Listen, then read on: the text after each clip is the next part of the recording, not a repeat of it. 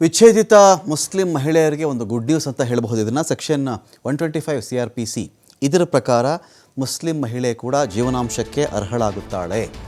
ವಿಚ್ಛೇದನ ಕೊಟ್ಟ ಮೇಲೆ ಮಹಿಳೆಯರ ಕಥೆ ಏನಪ್ಪ, ಮುಸ್ಲಿಂ ಮಹಿಳೆಯರ ಕಥೆ ಏನು ಅಂತ ನೋಡಿದ್ರೆ ಸುಪ್ರೀಂ ಕೋರ್ಟ್ ಇವರ ವಿಚಾರದಲ್ಲಿ ಒಂದು ಸಿಹಿ ಸುದ್ದಿ ಅಂತ ಹೇಳ್ಬೋದು, ಅದನ್ನು ಕೊಟ್ಟಿದೆ. ಇಲ್ಲಿ ವಿಷಯ ಇಷ್ಟೇ, ಸೆಕ್ಷನ್ 125 CRPC ಇದರ ಪ್ರಕಾರ ಹೋದಾಗ ಅವರು ಜೀವನಾಂಶವನ್ನು ಪಾವತಿ ಮಾಡಬೇಕಾಗತ್ತೆ, ಜೀವನಾಂಶ ಕೊಡಬೇಕಾಗತ್ತೆ ಗಂಡಸು ಅಂತ.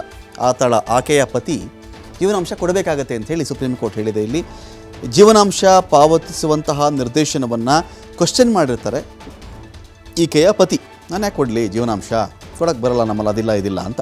ಸೊ ಸುಪ್ರೀಂ ಕೋರ್ಟ್ ಹೇಳುತ್ತೆ, ನೋಡಪ್ಪ ಸೆಕ್ಷನ್ 125 CRPC ಇದೆಯಲ್ಲ, ಇದು ಬರೀ ಮದುವೆ ಆದಂಥ ಮಹಿಳೆಗೆ ಮಾತ್ರ ಅನ್ವಯ ಆಗಲ್ಲಪ್ಪ, ಎಲ್ರಿಗೂ ಅನ್ವಯ. ಇದು ಬರೀ ವಿವಾಹವಾದಂಥ ಮಹಿಳೆಯರಿಗೆ ಮಾತ್ರ ಅಲ್ಲ, ಇದು ಎಲ್ರಿಗೂ ಅನ್ವಯ ಆಗುತ್ತೆ.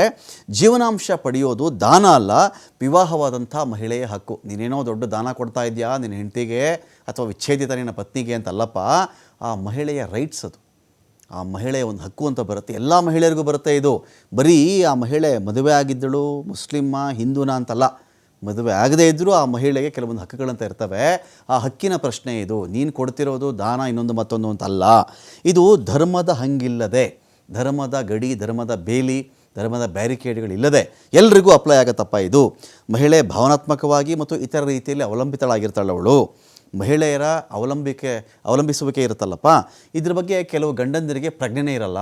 ನೀನೇನೋ ಕೊಡ್ತಾ ಇದೆಯಾ, ನೀನೇನೋ ಉದ್ಧಾರ ಮಾಡ್ತಾ ಇದೆಯಾ, ನೀನೇನೋ ಸಾಕ್ತಾ ಇದೆಯಾ ಅಂತ ಇರುತ್ತೆ. ಇದು ಹಾಗಲ್ಲ, ಪ್ರತಿ ಮಹಿಳೆಯ ಹಕ್ಕಾಗುತ್ತೆ ಇದು. ಯೂಶಲಾಗಿ ಮುಸ್ಲಿಂ ಕಾನೂನಿನ ಪ್ರಕಾರವಾಗಿ ಅವರುಗಳಲ್ಲಿ ಕೇಳಿಬಂದ ಮಾತೇನು ಅಂತ ಹೇಳಿದ್ರೆ, ಈಗ ಒಂದು ಮುಸ್ಲಿಂ ಮಹಿಳೆಯನ್ನು ಮದುವೆ ಆಗಿದ್ದಾಗ ಮದುವೆಯ ಸಂದರ್ಭದಲ್ಲಿ ಗಂಡನ ಮನೆ ಕಡೆಯವರು ಏನೊಂದಷ್ಟು ಕೊಟ್ಟಿರ್ತಾರಂತೆ. ಪಾತ್ರೆ ಕೊಟ್ಟಿರ್ತಾರೋ, ಹಣ ಕೊಟ್ಟಿರ್ತಾರೋ, ಅಲ್ಮೇರ ಕೊಟ್ಟಿರ್ತಾರೋ, ಅಥವಾ ಸ್ಟವ್ ಕೊಟ್ಟಿರ್ತಾರೋ, ಹಾಸಿಗೆ ಕೊಟ್ಟಿರ್ತಾರೋ, ದಿಂಬು ಕೊಟ್ಟಿರ್ತಾರೋ, ಸ್ವಲ್ಪ ಒಡವೆ ಕೊಟ್ಟಿರ್ತಾರೋ, ಇದೆಷ್ಟು ಕೊಟ್ಟಿರ್ತಾರೋ ಮುಸ್ಲಿಮ್ ಅವರ ಒಂದು ಧರ್ಮದ ಪ್ರಕಾರವಾಗಿ ಡಿವೋರ್ಸ್ ಆದ ಕಾಲಕ್ಕೆ ಅದರ 3 ಪಟ್ಟು ಕೊಡಬೇಕು ಅಂತ ಕಾನೂನಂತೆ. ಡಿವೋರ್ಸ್ ಕಾಲಕ್ಕೆ ಮೊದಲು ಮದುವೆ ಕಾಲದಲ್ಲಿ ಏನು ಕೊಟ್ಟಿರ್ತಾರೋ ಅವರು, ಡಿವೋರ್ಸ್ ಕಾಲಕ್ಕೆ ಅದರ 3 ಪಟ್ಟು ಕೊಡಬೇಕು. ಎಲ್ಲ ಸೇರಿ 2 ಲಕ್ಷ ಆಗಿತ್ತಾ ಅಥವಾ 1 ಲಕ್ಷ ಆಗಿತ್ತಾ, ವಿಚ್ಛೇದನ ಕಾಲಕ್ಕೆ 3 ಲಕ್ಷ ಕೊಡಬೇಕು ಅಂತ ಅರ್ಥ, ಸಿಂಪಲ್ಲಾಗಿ ಹೇಳಬೇಕು ಅಂದರೆ.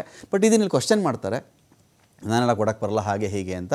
ಸೆಕ್ಷನ್ 125 CRPCಯನ್ನು ಉಲ್ಲೇಖ ಮಾಡಿ ಸುಪ್ರೀಂ ಕೋರ್ಟ್ ಹೇಳಿದೆ, ಆ ವ್ಯಕ್ತಿಗೆ ನೀನು ಅರ್ಜಿ ಪ್ರಶ್ನೆ ಮಾಡೋಕ್ಕೆ ಬರಲ್ಲ, ಕೊಡಬೇಕಾಗತ್ತೆ, ಇದೆಲ್ಲರ ಹಕ್ಕು, ಧರ್ಮಾತೀತವಾಗಿ ಜಾತ್ಯತೀತವಾಗಿ ಎಲ್ಲರ ಹಕ್ಕು ಅಂತೇಳಿ ಹೇಳಿ ಕಳಿಸಿದೆ ಸುಪ್ರೀಂ ಕೋರ್ಟ್.